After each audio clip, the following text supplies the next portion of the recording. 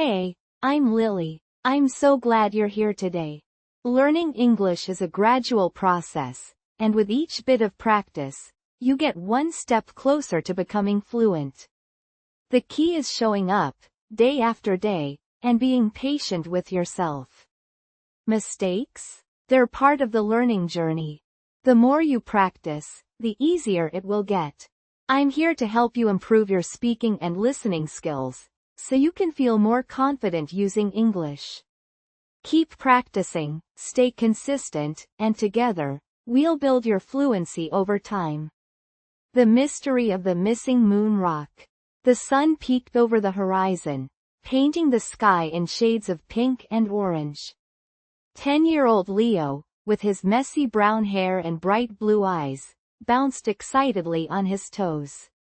His older sister, Maya, 16 and always perfectly composed, rolled her eyes good-naturedly. Their family, the Millers, Mom, Dad, Leo, and Maya, were about to embark on a trip to the local science museum. "This is going to be so cool," Leo exclaimed, clutching his favorite dinosaur-shaped lunchbox. Their dad, a kind man with a booming laugh, chuckled. "I know, son. Especially the moon rock exhibit. They say it's a real piece of the moon." Maya, ever the pragmatist, added, "Well, I'm more interested in the robotics section, to be honest. But a moon rock is pretty impressive. Have you ever felt that excitement before a fun family outing? I know I have." The museum was bustling with activity. Children squealed with delight, parents chuckled, and the air buzzed with the energy of discovery. The moon rock, displayed under a massive glass dome, was even more impressive than they imagined. It was a grayish-brown, oddly shaped rock, radiating an otherworldly glow. A small sign proudly announced, "Lunar Sample Number 17, a gift from the moon." After spending some time exploring other exhibits, including Maya's beloved robots, which she programmed to do a little dance, the family returned to see the moon rock. But something was wrong. "Where is it?" Leo gasped, his eyes wide with disbelief. The glass dome was empty. Only a small, crumpled piece of paper lay where the rock had been. "Oh no," Mom whispered, her face a mixture of concern and surprise. Dad rushed to the museum attendant, a friendly lady with glasses perched on her nose. "Excuse me," Dad said, holding up the crumpled note. "We believe something's wrong with the moon rock exhibit." The attendant, whose name was Ms. Evans, unfolded the note carefully. It was a childish drawing of a rocket ship, alongside a scribbled message, "We have the moon rock. Meet us at the planetarium at sunset."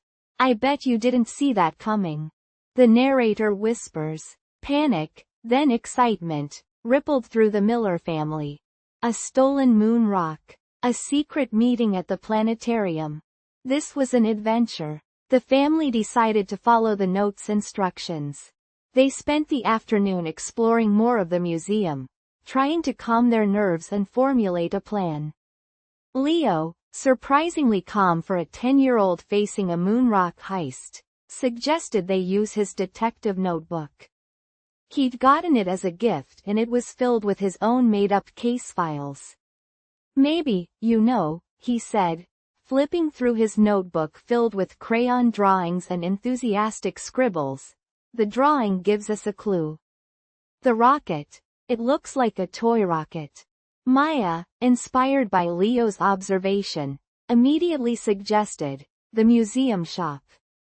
They sell toy rockets just like that one." And indeed, the museum shop did sell identical rockets. Dad cleverly remembered a boy who'd bought one earlier in the day. He remembered a distinctive blue baseball cap the boy was wearing. As sunset approached, the family arrived at the planetarium. The place was deserted, except for a small boy wearing a blue baseball cap sitting alone near a large telescope. He was nervously clutching the small, gray-brown rock. Are you the one who took the moon rock?" Dad asked gently, his voice full of concern, not anger. The boy, whose name was Alex, started to cry. He explained that he hadn't meant to steal it. He was just fascinated by space, and he'd thought it would be cool to look at the moon rock through his telescope. He had planned to return it before anyone noticed. He'd just gotten a little lost in the excitement of his discovery. Let's see what happens next.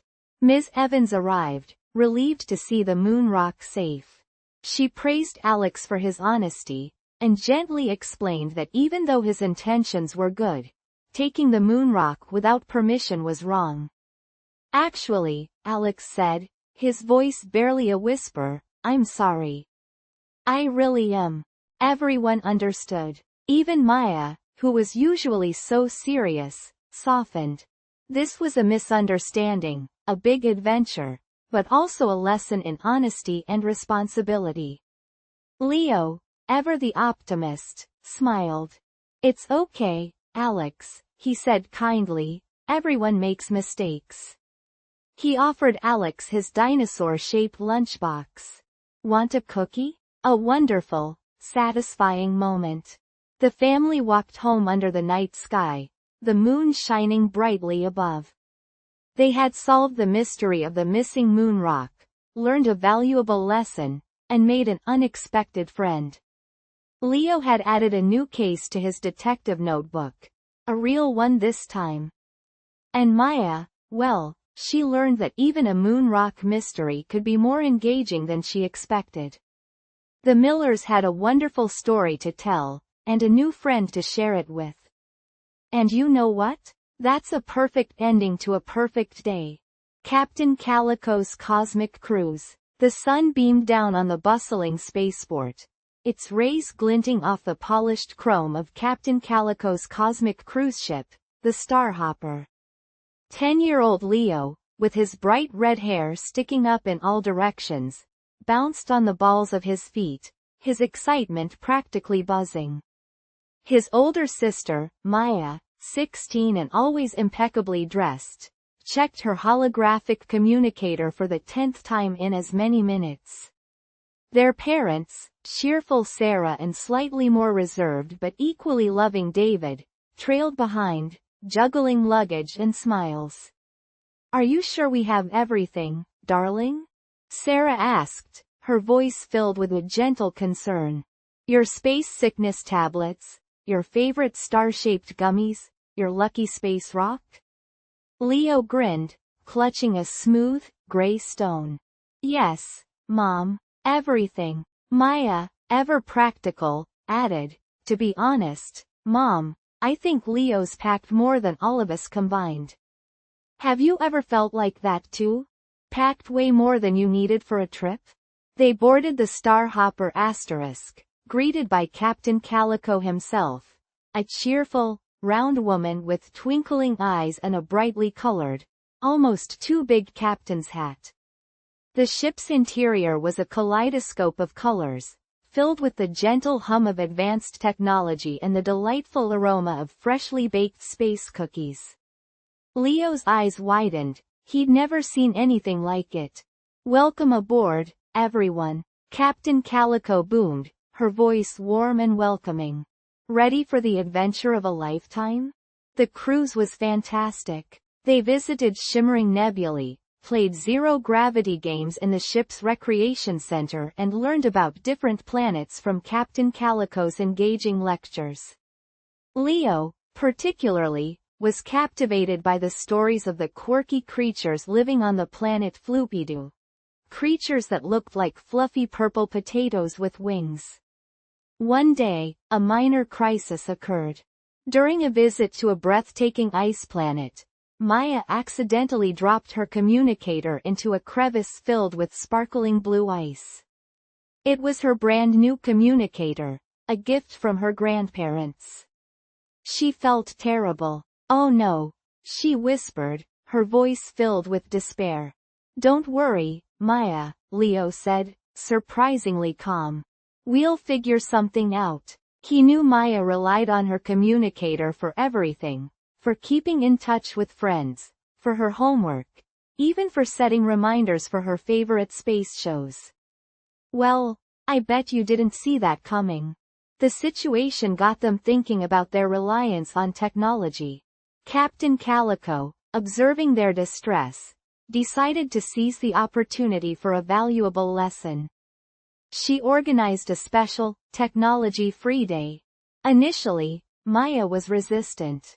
How could she possibly survive a whole day without her communicator? But as the day progressed, she discovered the joy of simple things. She engaged in lively conversations with her family, played card games with Leo, and even helped Captain Calico bake a batch of delicious space cookies. She even learned a funny new game from some friendly space tourists. During the technology-free day, something else happened. While exploring a small asteroid field near the ice planet, Leo spotted something unusual. A small, shimmering crystal. Unlike anything he'd ever seen. He immediately thought of his grandpa Tom, a renowned geologist, who loved all things sparkly and crystalline.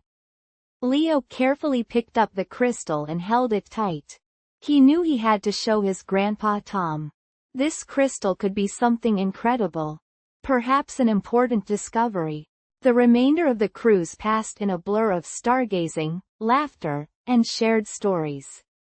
Leo discovered a talent for zero-gravity basketball, much to Maya's amusement, and Maya, surprisingly, found she enjoyed the absence of constant notifications.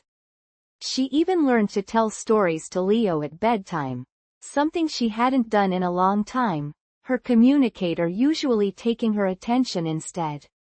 The Starhopper finally landed back at the spaceport. As they stepped off, Leo clutched the crystal tightly in his hand. And Maya, surprisingly, didn't immediately check her communicator. She was busy hugging her family.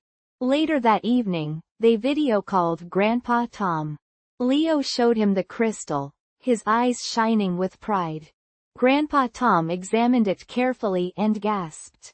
"This, Leo, is something truly extraordinary. It's a type of crystal never before seen. It could rewrite our understanding of." He paused and smiled at Leo, his face clearly touched and excited. "Thank you, Leo," he said. "This is a tremendous discovery." The crystal wasn't just special, it was a symbol of Leo's observant eye and his adventurous spirit.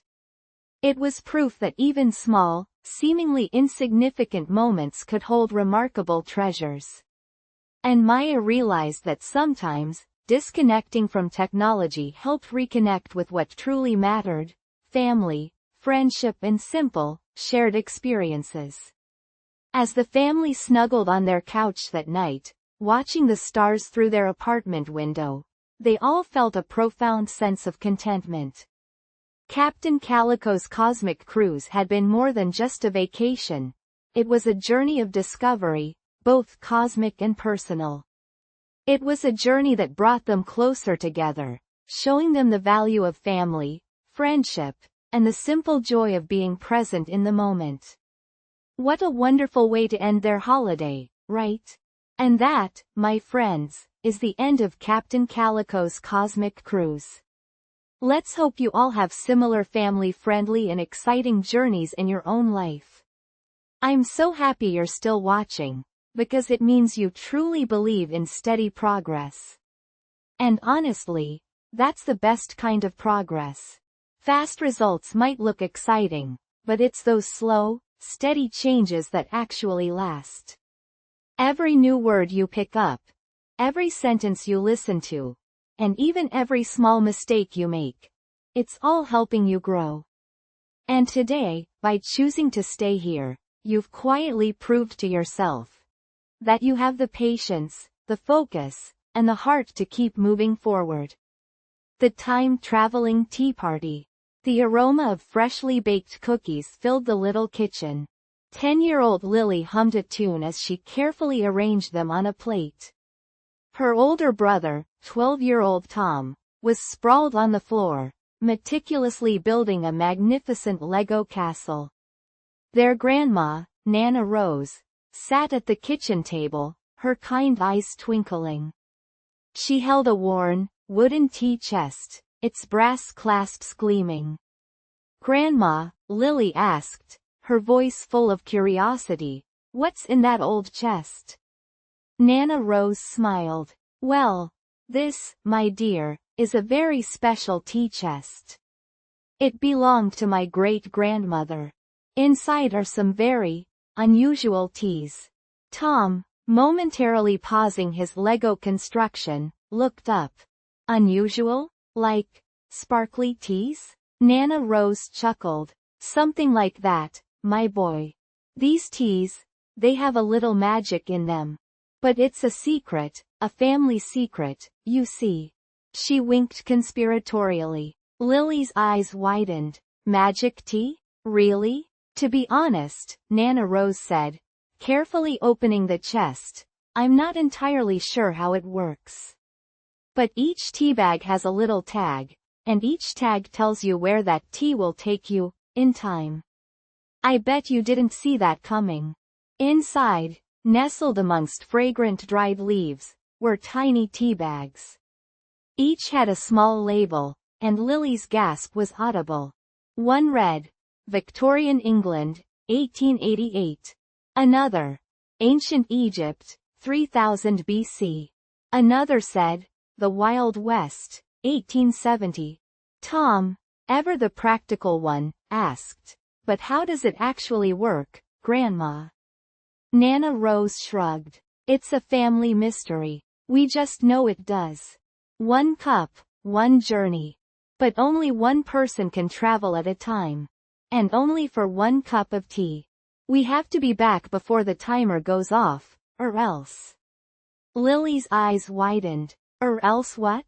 "Or else we get stuck," Nana Rose finished mysteriously. "Have you ever felt like that too? Wanting to know what happens next?" Lily, ever the adventurer, immediately chose the Victorian England tea bag. Nana Rose prepared a steaming cup, its aroma a mix of lavender and rose. As Lily took her first sip, the kitchen seemed to swirl, colors blurred, and sounds became muffled. Then, just as suddenly, it stopped. Lily found herself in a beautiful Victorian garden, surrounded by ladies in long dresses and gentlemen in top hats. They were having a tea party. They looked up in surprise as she landed right in the midst of it all. "Oh my goodness!" exclaimed one lady. The children spent the next few minutes of their tea party chatting with these new acquaintances. They discovered, to their delight, that Victorian children loved games just as much as modern children did. They learned about hopscotch and jacks and how children had much less technology to play with. It made them appreciate their own toys more. Meanwhile, back in the present, Tom was wrestling with the feeling of being left out. He'd wanted to go on an adventure too. He was feeling a little frustrated. He picked up the Ancient Egypt tea bag, feeling brave, but also slightly sad and jealous of Lily. Nana Rose, sensing his emotions, gently put a hand on his shoulder. "Tom, my dear, even though you didn't go this time, it doesn't mean you're missing out on the fun. There's something important we can do right here too," she said, winking. And, as it happens, Lily's voice echoed from the room's walls. "They are making the most delicious scones here. And the jam. Oh my goodness, the jam." She emerged from her time travel a minute later, looking delighted. Encouraged, Tom decided to try the Wild West tea bag. He took a sip, and found himself surrounded by cowboys and saloon doors. He learned about horses and lassos, and even got to try on a tiny cowboy hat. It was fantastic. Each time travel adventure brought a new lesson. Lily learned the importance of kindness and sharing, as the Victorian children were so generous with their time and friendship. Tom learned about responsibility and bravery, as he navigated the Wild West, although it was a little scary for him at first. After their adventures, the three sat together, sharing their stories, and finishing a freshly baked cookie. It was such a fun day. The family, drawn closer by their shared experiences, laughed and talked long into the evening. They had shared an amazing experience, and the magical tea chest remained a treasured family secret. The time-traveling tea party had brought them closer together and shown them that adventure isn't just about going to new places. It's about sharing experiences, and having fun in the present too. And that, as Nana Rose wisely pointed out, was just as important. That night, as Lily and Tom drifted off to sleep, they dreamt of Victorian gardens, ancient pyramids, and dusty Wild West saloons. They knew that, while the magic tea was special, the most important magic was the love and laughter they shared as a family. And that magic, they realized, was a gift that would last forever. The end. Sir Reginald's remarkable rescue. Sir Reginald the rabbit lived in a cozy burrow under a giant oak tree in Farmer McGregor's field. He wasn't just any rabbit. He had exceptionally fluffy ears, a twitchy nose, and a heart as big as a cabbage. His best friend, Pip the squirrel, lived in a hollow branch high above.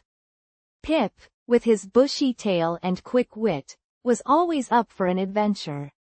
One sunny morning, Sir Reginald was enjoying a delicious breakfast of clover, when he heard a tiny squeak. He hopped over to a patch of wildflowers and there, nestled amongst the petals, was a tiny field mouse named Millie. She looked very sad. "Oh dear," said Sir Reginald, his nose twitching with concern. "What's wrong, little one?" Millie sniffled. I've lost my family," she whispered, her voice barely audible. "We were gathering acorns for winter, and I got separated."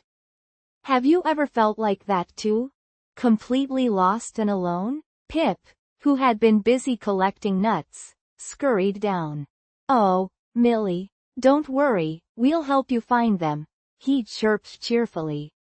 Sir Reginald, ever the gentleman, offered Millie a juicy piece of clover. "Here you go. Eating will help," he said kindly. "Now, tell us, where were you last?" Millie explained that they had been collecting acorns near the old stone wall at the edge of the field. The three friends, Sir Reginald, Pip, and Millie, set off on their search. The journey was full of exciting discoveries. They hopped over logs, scurried through tunnels in the undergrowth, and even narrowly avoided a grumpy badger. "I bet you didn't see that coming." Along the way, they encountered a wise old owl perched on a branch. "Hoo hoo," the owl hooted. "Lost, are you? Follow the stream. It leads to the whispering willows where many families gather." Following the owl's advice, they reached a stream, its gentle murmur a calming melody. They followed the babbling water, hopping over smooth stones and carefully avoiding slippery moss. The journey was getting a little tiring, wasn't it? But they all kept going, helping each other. As they approached the whispering willows, the air grew thick with the sounds of rustling leaves and chattering voices. Suddenly, Millie let out a little squeal of delight. "There they are!" she cried. There, nestled amongst the roots of an ancient willow tree, was Millie's family. They were overjoyed to see her. Her mother rushed towards her, embracing her in a flurry of tiny whiskers and joyful squeaks. Millie's father, a sturdy-looking mouse with spectacles perched on his nose, thanked Sir Reginald and Pip profusely. "You have been such a great help," he said, his voice filled with gratitude. "We were so worried." "It was our pleasure," said Sir Reginald, modestly brushing his fluffy ears. "We're just happy Millie is safe." Pip, ever the pragmatist, added, "Well, we did get a lot of exercise, you know. But it was worth it." The reunion was so heartwarming. Tears of joy filled Sir Reginald's eyes. This felt really good, didn't it? As the sun began to set, casting long shadows across the field, Sir Reginald and Pip said their goodbyes. Millie waved goodbye, her tiny heart brimming with happiness. She promised to visit her friends soon. On the way home, Sir Reginald thought about the adventure. He felt a warm glow of happiness. He had helped someone in need, and that, he realized, was more rewarding than a whole field of juicy clover. Pip, usually so focused on collecting nuts, pondered the events of the day. To be honest, he said thoughtfully, helping Millie was way more fun than gathering acorns. Back in his cozy burrow, Sir Reginald snuggled into his bed of soft moss. He smiled. He learned that even small acts of kindness can make a big difference, and that friendship can help overcome any obstacle. It had been a truly remarkable rescue. And as for Millie, she spent a cozy night with her family, sharing stories of her amazing adventure with Sir Reginald the rabbit and Pip the squirrel. They became good friends, visiting each other often. And every autumn, they all gathered together to collect acorns. Millie always made sure to stay close to her family, and to remind them what kindness and friendship meant. It was a happy ending for everyone, wasn't it? Let's all remember to help those in need, just like Sir Reginald and Pip. I'm so happy you're still watching, because it means you truly believe in steady progress. And honestly, that's the best kind of progress. Fast results might look exciting, but it's those slow, steady changes that actually last. Every new word you pick up, every sentence you listen to, and even every small mistake you make, it's all helping you grow. And today, by choosing to stay here, you've quietly proved to yourself that you have the patience, the focus, and the heart to keep moving forward. The magical rainbow bridge. Lily, a girl with bright, curious eyes and a giggle that sounded like wind chimes, lived in a small town nestled beside a whispering forest. Her brother, Tom, 3 years older, was a practical boy who loved building things. Anything from elaborate Lego castles to surprisingly sturdy treehouses. Their parents, Mum and Dad, were always busy, but always made time for family dinners filled with laughter and silly stories. One sunny afternoon, while playing hide and seek near the forest edge, Lily stumbled upon something extraordinary. It wasn't a hidden tree trunk or a bushy hollow, it was a rainbow. Not just any rainbow, you know, this one arched down from the sky, forming a shimmering, colorful bridge that seemed to lead straight into the whispering forest. Tom, Tom, Lily shrieked, her voice full of wonder. Look. Tom, usually quite skeptical, even for a 10-year-old, actually gasped. Wow, he whispered, his eyes wide with amazement. The rainbow bridge shimmered with unbelievable colors, each shade more vivid than any rainbow they had ever seen. Hesitantly, Lily took a step towards it. The colors seemed to ripple and shift as she approached. Should we? She asked, her voice a little shaky. Well, Tom said, scratching his head. I don't know. It looks magical. Have you ever felt like that too? Unsure about something incredible? They looked at each other, a mixture of fear and excitement in their eyes. Then, hand in hand, they walked towards the shimmering, colorful bridge. I bet you didn't see that coming. It felt soft and warm under their feet, like walking on a cloud of spun sugar. The bridge led them to a clearing bathed in sunlight. In the center sat a little old woman with twinkling eyes and a smile as warm as sunshine. She was knitting a vibrant, multicolored scarf, the colors mirroring the rainbow bridge itself. Welcome, children, she said, her voice gentle as a summer breeze. I'm Alara, the guardian of the rainbow bridge. Lily and Tom were speechless. They had never met anyone like her. This bridge, Alara continued, connects the world of imagination with the world of reality. It only appears to those with kind hearts and curious minds. She winked. And it seems you two fit the bill perfectly. Alara explained that the rainbow's colors each represented a different emotion: red for joy, orange for enthusiasm, yellow for happiness, green for peace, blue for calmness, indigo for creativity, and violet for understanding. She offered them each a small, smooth stone, each glowing with one of the rainbow colors. Lily's stone glowed a bright, happy yellow. Tom's, a calming blue. These stones, Alara said, will help you remember the importance of these emotions, especially when facing challenges. Suddenly, a grumpy squirrel chattered from a nearby tree, its bushy tail twitching angrily. "I've lost my acorn stash," it squeaked, its voice filled with distress. "And I don't know where it is." Lily and Tom exchanged glances. This was their chance to use their newfound rainbow wisdom. Tom, remembering the calming blue of his stone, took a deep breath. "Don't worry," he said gently to the squirrel. "We'll help you find it." Lily, remembering the happy yellow, smiled reassuringly. "We'll look everywhere." Together, they searched high and low, patiently following the tiny trails of scattered acorns. They even used their imaginations to think like a squirrel, trying to imagine where it might hide its treasure. After some time, under a large oak tree, they discovered the squirrel's hidden stash, safe and sound. The squirrel's face lit up. "Oh, thank you," it chirped, its grumpy demeanor completely gone. It even offered them a tiny, delicious acorn as a thank you. Alara smiled warmly. "See, children," she said.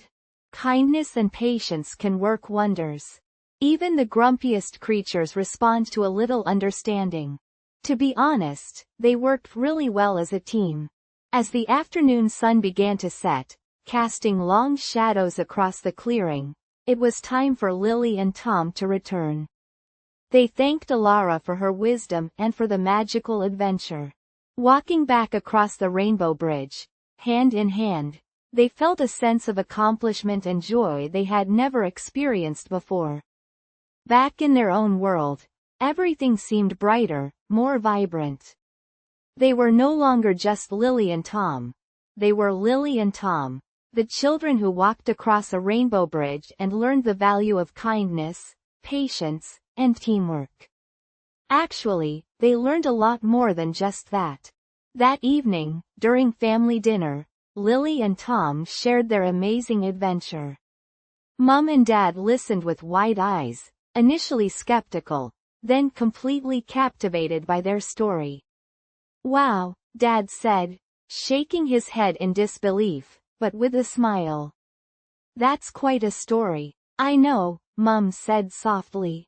"It sounds magical." From that day on, Lily and Tom always remembered their journey across the magical rainbow bridge.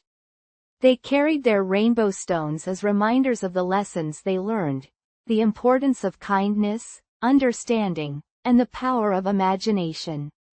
And they always remembered that even the biggest challenges could be overcome with a little help from friends, a lot of patience, and the unwavering belief in the magic that resides in the world around them. Let's see what happens next. Even though the end of this amazing story is here. The end. The Kindness Kingdom Chronicles. Once upon a time, nestled beside a sparkling blue river and surrounded by rolling green hills, lay the Kindness Kingdom. It wasn't a kingdom of castles and knights, oh no. It was a kingdom built on kindness, laughter, and delicious apple pies. This is where we meet Lily and Tom, two siblings who loved exploring their special kingdom. Lily, with her bright pink boots and a giggle that could melt glaciers, was known for her playful spirit. Tom, with his ever-present explorer's hat and a thoughtful frown, was a bit more quiet, but equally kind. One sunny morning, Lily and Tom found a little lost bunny hiding under a bush near the river. It was shivering and looked very scared. "Oh, poor thing!" cried Lily, scooping up the tiny creature gently. "Let's help it," she said, her voice full of concern. Tom, usually more reserved, immediately agreed. "Well, yeah," he said, his face softening. "We need to find its mom." They carefully took the bunny to their grandmother, Nana Alara, who lived in a cozy cottage at the edge of the Kindness Kingdom. Nana Alara, with her twinkling eyes and warm smile, was known for her wisdom and kindness. "Oh, my dears," she said, stroking the bunny gently. "This little one is indeed lost. But don't worry, we will find its family." Nana Alara, with the help of the children, made a cozy bed of soft cloths for the bunny. She offered them warm milk and cookies. "To be honest," she said, smiling, "a little kindness goes a long way, doesn't it? Have you ever felt like that too? Knowing you've helped someone feel better? It's a wonderful feeling." Meanwhile, a little further down the river, lived Mr. Grumbles, a grumpy old badger who always seemed to find fault in everything. He grumbled about the weather, grumbled about the flowers, and grumbled even about the delicious smell of Nana Alara's apple pies. He saw Lily and Tom caring for the bunny and grumbled, "Humph. Wasting your time on a silly rabbit." Lily, never one to be discouraged, smiled brightly. "It's not silly, Mr. Grumbles," she said cheerfully. "It needs our help." Tom nodded in agreement. He felt a bit shy around the grumpy badger, but he knew helping the bunny was the right thing to do. The next day, they decided to put up posters around the Kindness Kingdom, featuring a picture of the bunny they had drawn. The posters announced, "Lost Bunny. Please help us find its family." This was a great idea, showing how even small actions can make a big difference. As they put up posters, they met Mrs. Bumble, a friendly beekeeper known for her sweet honey cakes. She offered them some delicious honey cakes and said, "You know, children, kindness is like honey. It makes everything sweeter." I bet you didn't see that coming. Mrs. Bumble, the beekeeper, being such a great help. Later that afternoon, while they were having a little rest near the whispering willows, they heard a tiny squeak. Following the sound, they found a rabbit, bigger than the little one, searching frantically near the river. It saw the picture of the little bunny on a poster and hopped excitedly towards Lily and Tom. It was the mother bunny. The little bunny squeaked happily and rushed towards its mother. The reunion was so heartwarming. It was clear how much they loved each other. Mr. Grumbles, who happened to be passing by, witnessed the happy reunion.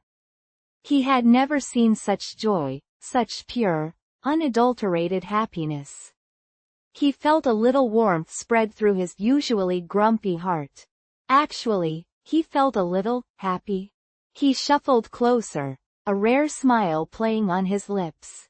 "Well, that was quite something," he mumbled, surprising everyone with his unexpected comment. He even offered to help Lily and Tom take the bunnies back to their burrow.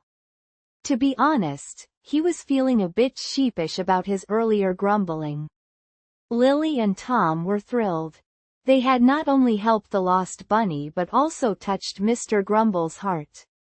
They learned that kindness, even small acts of kindness, can spread like ripples in a pond, touching many lives. Later, at Nana Alara's cottage, they enjoyed a delicious apple pie, with Mr. Grumbles joining them, surprisingly enjoying the sweetness of the pie and the company. He even told them a funny story about his younger days, a story he had never shared with anyone before. It was clear that even a grumpy badger could be changed by kindness. That evening, as the sun set, painting the sky with vibrant colors, Lily and Tom hugged each other tightly. They had learned a valuable lesson that day. The kindness kingdom wasn't just a place, it was a feeling, a way of life, and everyone, even the grumpiest badger, had a place within its warm embrace. Let's see what happens next. Perhaps more adventures await them in the kindness kingdom. What do you think? The end. Thank you so much for staying till the end. It truly shows how dedicated you are to improving yourself. Keep going like this. Little steps, my friend, lead to big changes.